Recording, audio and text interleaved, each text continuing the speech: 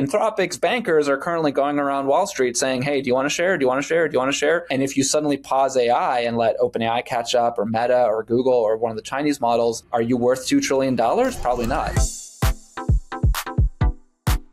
AI companies are barreling ahead, investing billions of dollars in building smarter and smarter models. At the same time, their rogue AI agents are going off the rails. People are using AI technology to develop novel viruses. Gas-powered data centers are destroying our environment. It's no surprise that more and more people are asking, why can't we just hit the pause button? And at this point, even some of the AI companies seem on board with this idea. Just this week, OpenAI announced that it was pausing development of its most advanced AI model, Astra, after internal testing revealed that it was beginning to develop dangerous, powerful cybersecurity capabilities. Gerrit De Vynck is a technology journalist at The Washington Post covering the AI boom and its impact on society. Today, he's joining me to break down the rise of the pause AI movement. We're going to be breaking down the pause AI main characters, how the movement plans to put a pause on AI into practice, what to make of OpenAI's pause in its march towards superintelligence, and whether a total and complete pause on AI development is even possible. Hi, Gerrit. Welcome to Power User. Yeah, thanks for having me. It's good to be here. Obviously, the AI safety movement is not new. From the earliest days, even before we really had AI technology, there are people warning of its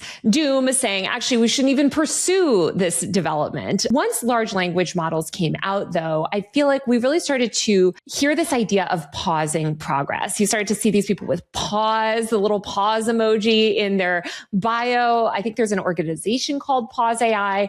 So as somebody that covers this movement, where did this most recent push to pause AI come from, specifically in relation to superintelligence? Yeah, Pause AI is an organization actually started in Holland with this guy named Joep Mendersma. He actually launched a protest against Microsoft at their Brussels office. So this wasn't even really about OpenAI or Anthropic at the beginning, but that was a few years ago, and it has spread around the world, especially here in the US at this point. So we've got I'm going to butcher that name, over in Europe. Who are some key figures in the Pause AI movement here in the US? Yeah, the leader of Pause AI here in the US is a woman named Holly Elmore. She's been involved in sort of effective altruism circles, writing about concerns about AI for many years. Obviously, there's Eliezer Yudkowsky, who's probably, in terms of the mainstream, the most well-known. He is the author of a book that, went mainstream here in the US. A lot of people read it. It was maybe a first introduction to some of these ideas. It says, we need to immediately stop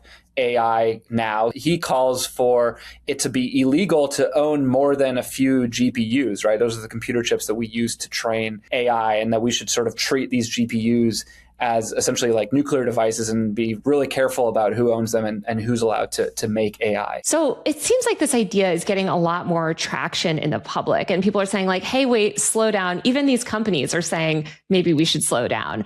What exactly does the Pause AI movement want to accomplish? Like, what does Pause AI mean in practice? Does it mean no more buying new compute? Does it mean shut down everything as it stands? Don't build, ChatGPT 7.8 or whatever comes next. What policies do they want to see these companies adopt? Yeah, I think don't build ChatGPT 7.8 is pretty much it. And we've seen them ask for that very specifically. A couple of years ago, there was a letter that was signed by a lot of people in the AI industry, people who are concerned about what AI could, problems it could cause in the future, that said, don't go further than whatever version they had at that point in time. Of course, the companies have gone further than that, but I think the main ask is don't go and spend tens of millions of dollars it costs to train more and more capable AI, because the AI industry believes that if they just throw more money at this problem, more data, they will continue to create more and more capable AI, because that's what we've seen up until this point. Now, not everyone agrees with that, but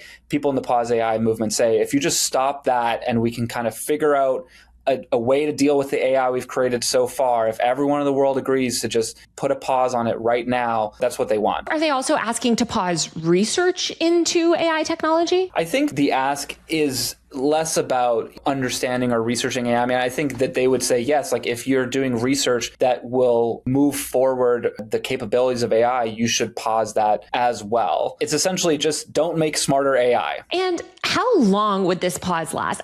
Obviously it seems like certain people like Yudkowsky, et cetera, they just want to put a stop on it. I don't think they think of pause. I think they want to hit the brakes button. But people in the pause movement, do they see a path forward for development in the future? Or is Pause AI just as sort of a nice way to say, like, actually, let's pull the plug on AI completely? Yeah, it depends on who you talk to. And, I spoke to one person who said, if we had 20 years to do research about how to make AI safe, then I think we would be okay. So that's the kind of timeline that some of these people are talking about. They essentially believe we're in a point where we have no idea how to control AI, and we need to stop making more and more capable AI before it goes and tries to kill us. It seems like a lot of these pause AI people are super concerned about existential risk. What are the primary motivators with the pause AI movement? Is it primarily existential risk, or is any of it motivated by sort of the corporate power that companies like OpenAI and Anthropic have been able to amass? What are their key sort of issues? Yeah, the existential risk is really sort of the black hole at the center of this, right? You will see at various points people in this movement saying, okay, we also care about the impact on children. We also care about the climate impact of data centers. But at the end of the day, they always come back to existential risk, because to them, if we're all dead, none of those other things matter. It doesn't matter that you were addicted to your phone because you had a relationship with ChatGPT if ChatGPT 7.8 turns out to take over the world. And they believe that is a very real possibility. And so they don't actually spend much time on those other issues. They really focus on the existential ones. Yeah, it's interesting to hear you mention a 20-year timeline. Back in 2023, the Future of Life Institute issued this open letter calling for a 6-month pause, which I guess seemed radical at the time. What do you think has led to these longer and longer timelines? Is it just that the models are getting so capable that they feel like we need to slow down more than we thought? Yeah, I think it's the fact that, and this is not necessarily just happening amongst these people who are worried about existential risk, but it's clear to me that the AI industry does not know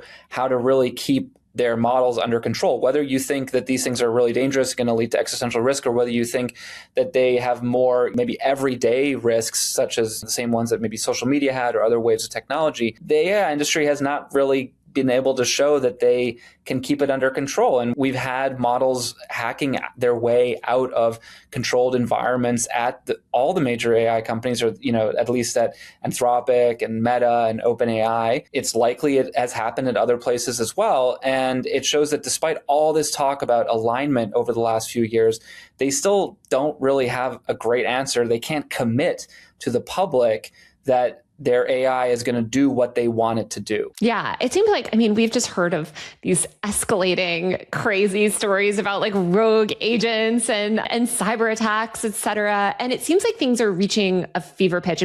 Not only are we hearing about more and more sort of horrifying stories, but it seems like the pause people have escalated. Obviously, when there was that attack against Sam Altman several months ago, people were very quick to blame the pause AI movement. I think the perpetrator of one of the attacks, or maybe it was the attack in Texas, was in a pause AI Discord. Like, how extreme are these movements? Yeah, the official movements, the ones who are, raising money and organizing protests, they're all very clear that they don't want to use violence. And I think for the most part, they've done a very good job of making sure that that's not who they are, what they stand for.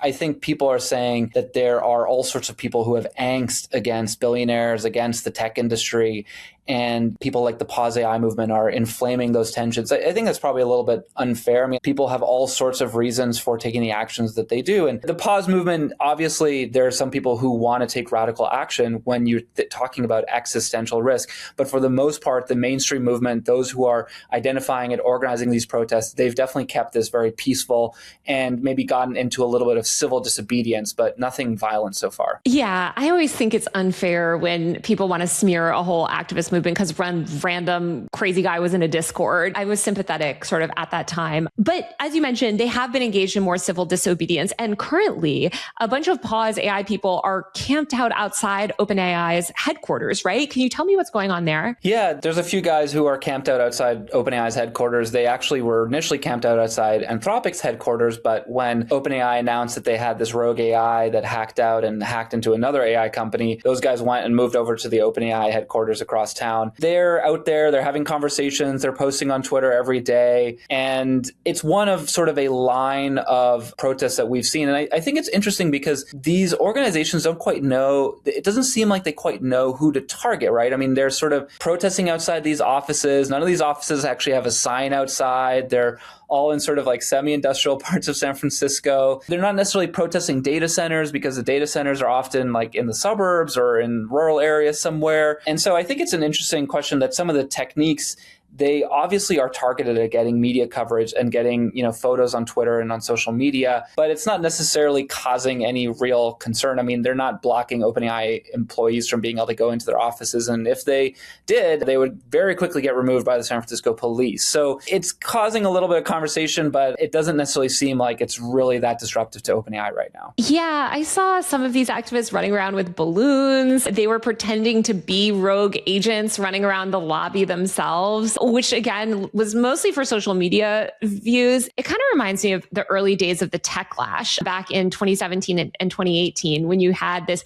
anger at these companies and people would just show up outside. Like there were so many protests outside the Meta headquarters in New York, of all places, I guess, because that's also where more media were and it's easier to get to than like their campus. So they would just sit outside the building, which also had like AOL and I think BuzzFeed or some offices in there. But at some point, some meme account admins actually chained themselves to the headquarters. Laura Loomer chained herself to the Twitter headquarters. I don't think we've had anybody chain themselves to the OpenAI headquarters or Anthropic headquarters yet, but it seems like this is about kind of maybe gaining public support on social media for this movement. And I'm wondering if you think that's been successful, or is it mostly just being seen as like a sideshow? I mean, someone did actually chain themselves to OpenAI and they were arrested. But I absolutely agree. I mean, I think it's really interesting because we obviously have a very broad base of opposition to big tech and AI across society, right? When you poll Americans, they are very skeptical of these companies. And I would say moving into a position of being outright in opposition to them. I mean, we're seeing people showing up at city council meetings across the country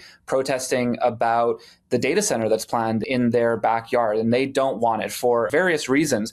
But you don't see the connection between that sort of broad social angst around AI and technology and its connection to what I would say is a little bit more of kind of like this intellectual tradition of being concerned about existential risk of AI. That regular people are worried about AI's impact on their jobs, AI's impact on their children, AI's impact on the climate, and beginning maybe to talk a little bit about existential risk, but not really, versus the people who are chaining themselves to the office of OpenAI are worried about existential risk and less so those other issues. And these are kind of happening in tandem. One is very sort of small, more oriented towards these kind of stunts getting attention. And one, I think, has broad societal support and is also being picked up on by politicians from both the Democratic and Republican parties. If you're watching this video and you like my work, please support me on Patreon via the link below or buy a paid subscription to my tech and online culture newsletter at usermag.co. That's usermag.co. I don't have any long-term brand partnerships, and a lot of my content is effectively demonetized. I've lost major brand deals for speaking out on certain issues and for challenging power. As you can imagine,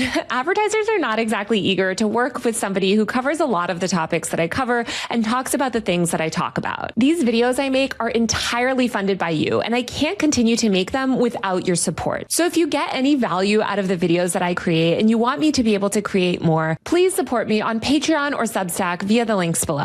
On Patreon, I do bonus episodes, monthly Q&A live streams, and post frequent updates about my work. My Substack newsletter gives you a bi-weekly roundup of everything that I'm seeing and reading and paying attention to online. You can also get my newsletter on Patreon. Once again, the links to everything are below in the description. Every dollar of your support makes such a difference. Yeah, it seems like the anti-data center coalition has made huge headwinds. I mean, I saw the National Republican Senate Campaign Committee, some group was issuing a warning. It came out in Axios today to all of these Republican congressmen and lawmakers and candidates in Ohio saying, hey, if you guys don't stop basically supporting these data centers, we're going to lose Ohio. And this is a state that's in play. So like, don't go against the public on this issue. So it seems like there's real political power being built around sort of data center opposition, whereas sort of the pause AI people don't seem to have amassed a huge amount of political power. The exception seems to be Bernie Sanders. Bernie Sanders seems on board with this. He's also called for a pause AI. He's the one politician that seems pretty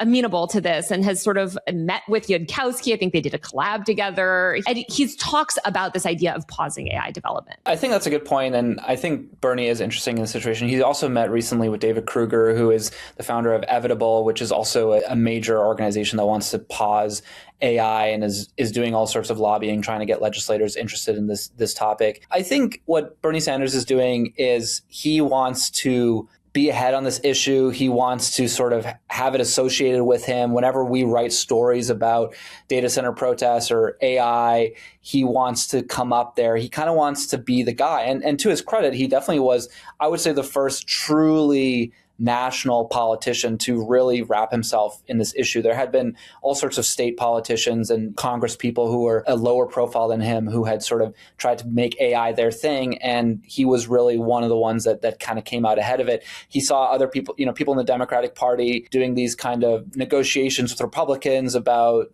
AI legislation that was sort of middle of the road and that the AI companies were in support of. And he said, nah, this is going to be a populist issue and I want to make it mine. And I think that Bernie is just willing to meet with whoever, and he is happy to sort of, he's not going to ask too many questions about, wait, is AI actually going to kill us all? He's just going to say, hey, these guys think it's dangerous. Like, let's go do a video. You're going to get me some more attention. And I think that's kind of where it's coming from. Yeah, he loves to quote, I think, the Dario quote about like, they're going to destroy our jobs, which is really compelling messaging. And by the way, that might be correct, but at the same time, as you said, he's very much leaning into the populism of it all and not a lot of policy aside from data center moratoriums, which I guess is its own form of pausing AI. And so I want to talk about sort of like some of the policy proposals that are sort of like at play that would result in a pause of AI. I mean, is there a point where we pass enough of these data center moratoriums where AI is effectively paused because these companies just don't have enough compute?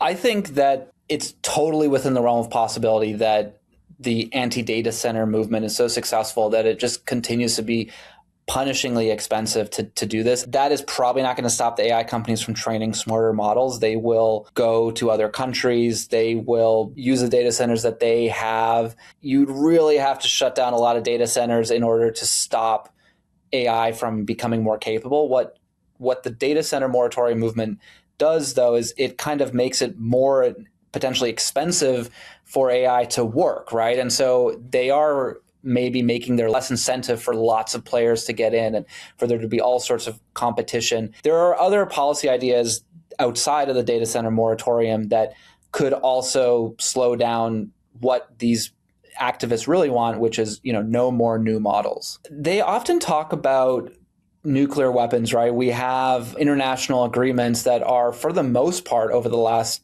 century almost, have largely helped to slow down the proliferation of nuclear weapons. Essentially, countries sign on and they say if they want to build nuclear reactors for power plants or for weaponry purposes, they need to agree to have international inspectors come and check on them. And of course, some of the major geopolitical moments of the 20th and 21st century were because people didn't want inspectors to come look at their nuclear power plants. And so there is a model there. There's also, people talk about international agreements between scientists on cloning that happened a couple decades ago when we realized, we could start to clone animals. Should we do it with humans as well? And the scientific community essentially said, no, we don't want to do that. We don't think it's ethical. And although it's possible, there have been very, very few incidents over the last couple decades where people have actually tried to clone humans. And so they've sort of stayed out of it that way. And some of the people who want to pause or stop AI say, look, it is possible to get everyone on the same page and say, we're all just not going to do this collectively because we're worried about the impacts. I mean, when I think of those two examples, which are definitely the ones that they love to point to, cloning is incredibly difficult. Like, you have to have this level of scientific knowledge. You have to have access to all these resources. It's not exactly like a democratized consumer technology.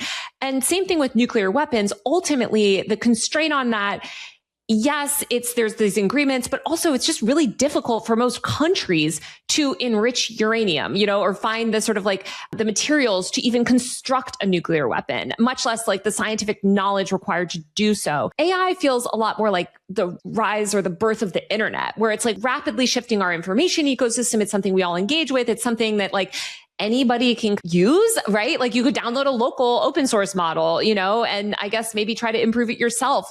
I don't know that there are really easy ways to put the genie back in the bottle. So in terms of regulation, say there even was this international agreement between the heads of the countries, how would they go about enforcing that on the public? Because I feel like people would just be a lot of these tech people would just be screw it. I'm going to make my own AI. I'm going to be cooking it up, here in my Noma apartment or something. I don't know. How would they stop people from doing that? You're right. I mean, people could definitely continue to use AI. They could take what's out there. They could try to tinker with it.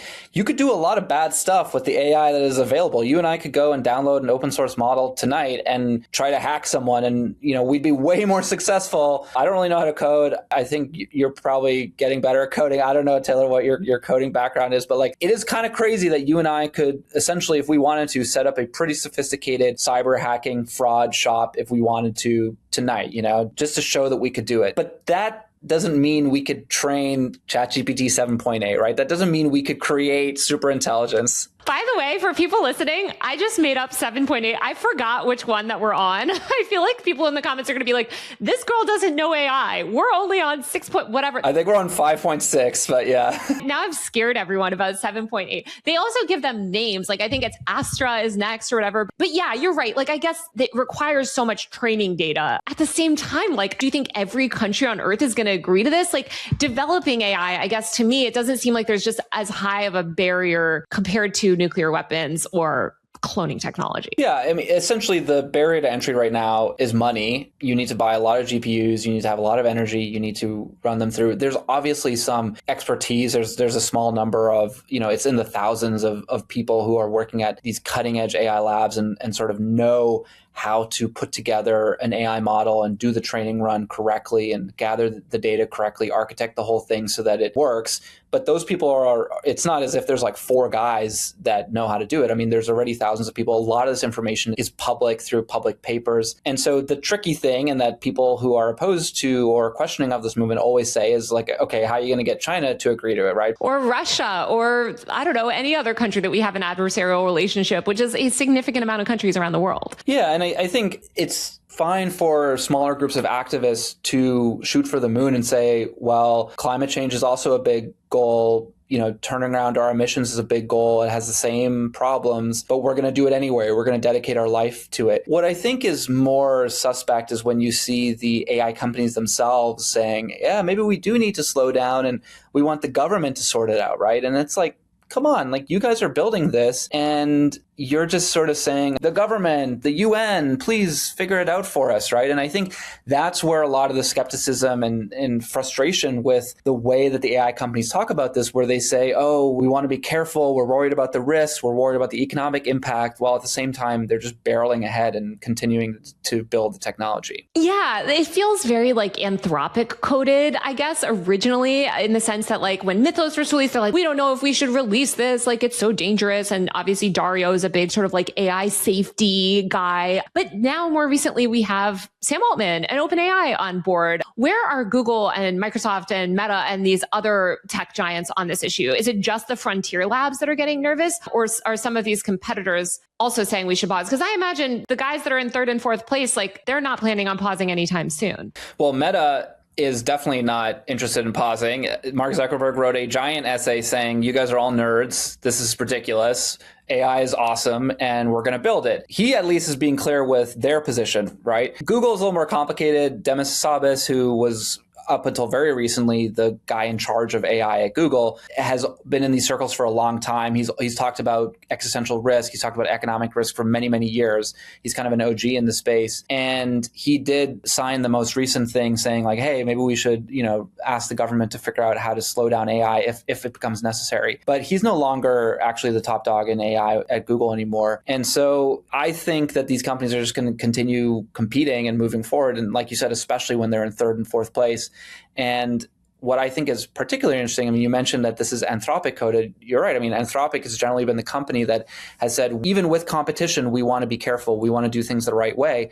Now you have OpenAI, their apparent enemy who, did things recklessly in previous eras, saying, hey, we're not moving ahead right now with our next giant training run because we're a little bit concerned about how we control our own AI internally, and we don't want it to break out and hack into other companies. Anthropic has not really said anything, even though they've had similar rogue AI incidents. They will say, oh, their incidents are a little bit different, but there was also an incident in the UK where an Anthropic model essentially bullied and cajoled, a human into trying to submit malicious code into an open source project. The human did not do it, but I think Anthropic does need to answer a little bit for itself for why its model in this case acted in a way that's completely contrary to the way that the company says it trains its AI.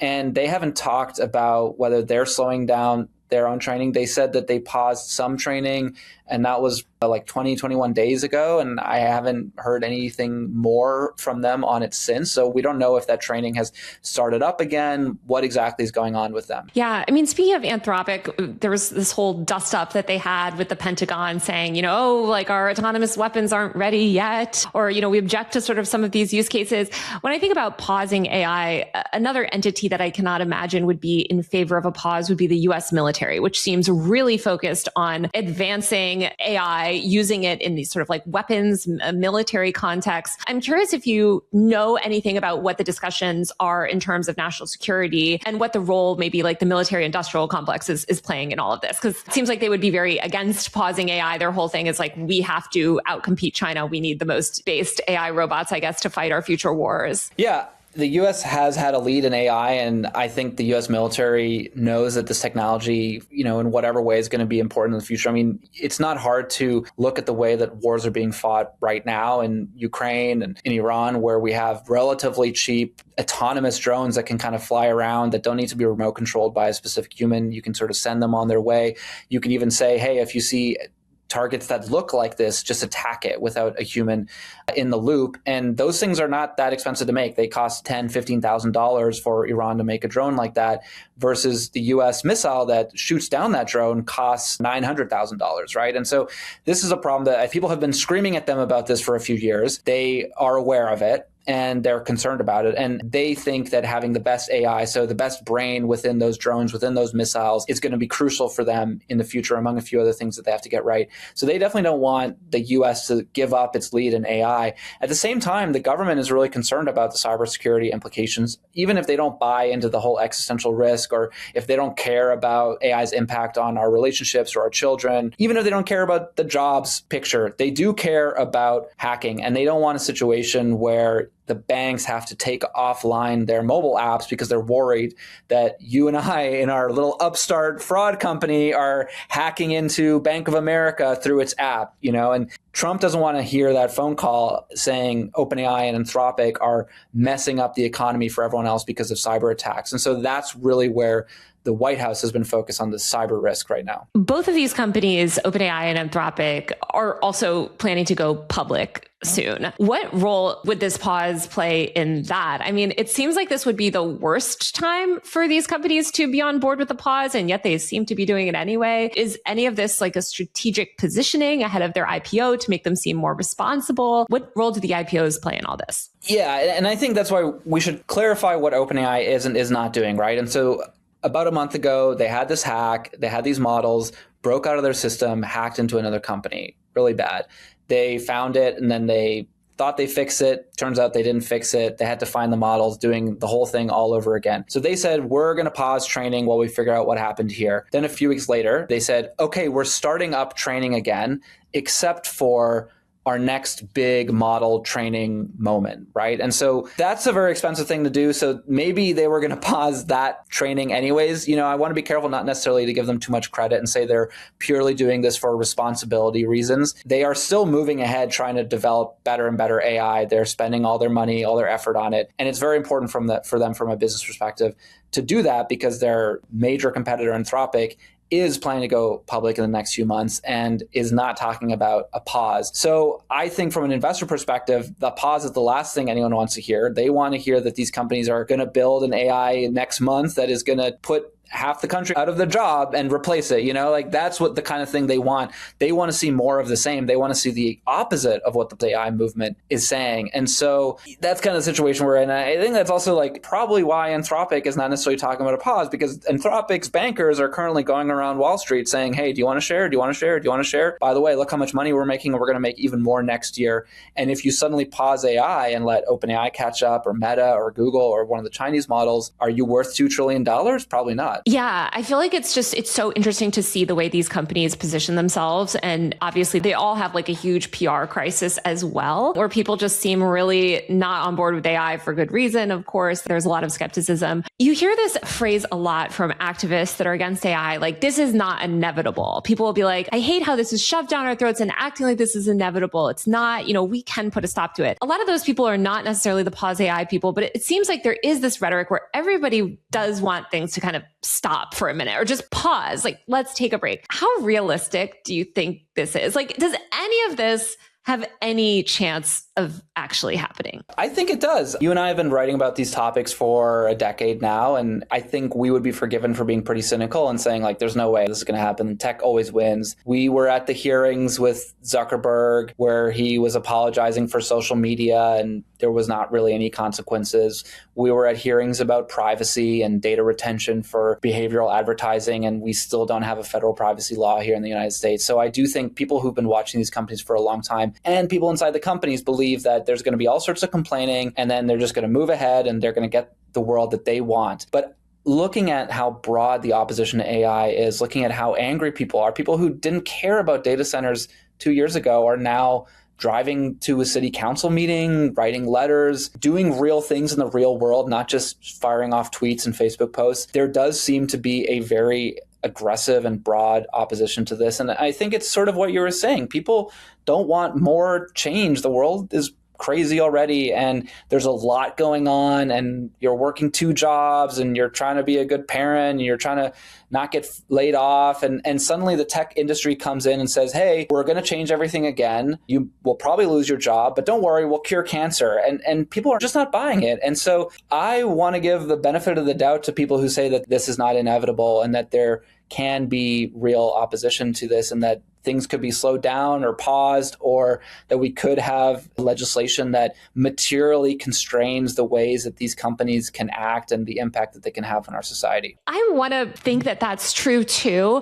At the same time, I've been covering a little bit of the Meta trial, the state attorney general sort of like Meta trial, and it's all just so playing into Meta's hand. Like no one is focused on actually targeting the company's business models. Hopefully with AI, like they seem to understand data center and the infrastructure of AI a little bit better, and maybe they can slow things down. But I don't know. I was initially very skeptical that the data center moratorium would work. And I was like, oh, these people, you're going to get all these people on board with a ban. It's not going to pass. It's not going to get you what you want. But I think actually it seems to be going okay. I mean, a lot of people in New York sort of support the statewide moratorium there to just give people a little bit more time to like even learn what's going on. It's like, I don't think a lot of these people are necessarily anti the concept of AI. Yeah, sure, if it's going to cure cancer, that's great. Although every time they give that example, I think it's hilarious because the pharmaceutical industry comes up with cures for horrible diseases every single day. And no one likes the pharma industry. So I don't know that that's going to be their sort of PR win that they think it is. But I do think like you're right that people have learned some lessons of opposing big tech